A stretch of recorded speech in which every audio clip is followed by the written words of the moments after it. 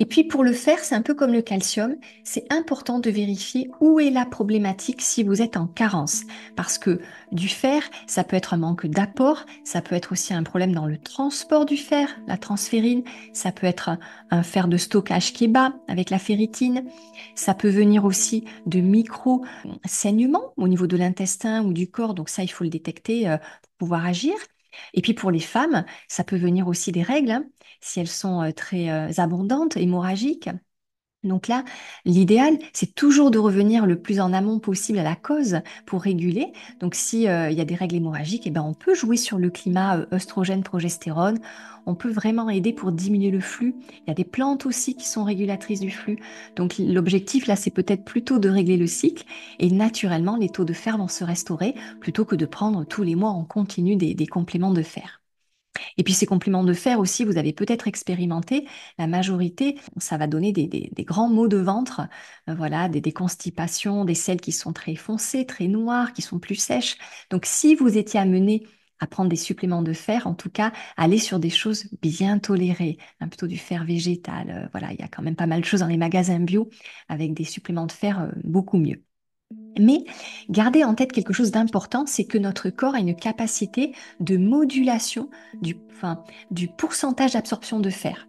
Par exemple, une femme enceinte va doubler, tripler sa capacité à absorber le fer parce que l'enfant en a besoin aussi de beaucoup.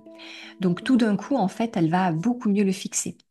Donc on a cette modulation permanente et c'est l'intérêt aussi avec le fer végétal qui est dans les aliments végétaux, c'est justement que le corps a cette capacité de moduler en fonction de ses besoins. Ça n'est pas le cas avec les produits animaux, c'est-à-dire qu'il y a voilà, c'est vraiment une absorption massive, mais parfois ça va un peu trop loin. Donc là, c'est quelque chose qui est vraiment individualisé. En tout cas, au niveau végétal, si vous voulez vraiment ou si vous avez besoin de booster un peu la fixation du fer, utilisez la vitamine C, puisque les deux ensemble vont se potentialiser. Et c'est notamment ce qu'on trouve naturellement dans le persil, fer et vitamine C. Donc, dans votre smoothie, si vous voulez un smoothie calcium et fer, eh bien, vous mettrez aussi beaucoup de persil frais ou surgelé. En tout cas, ça vous fera du bien.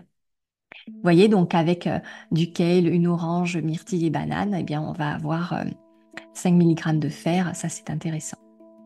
Mais de toute façon, et ça vous pouvez le lire aussi un peu partout, tous les produits végétaux de toute façon contiennent plus ou moins de fer et sont tous des sources intéressantes. Donc plus vous allez les cumuler et les varier, plus vous allez en profiter.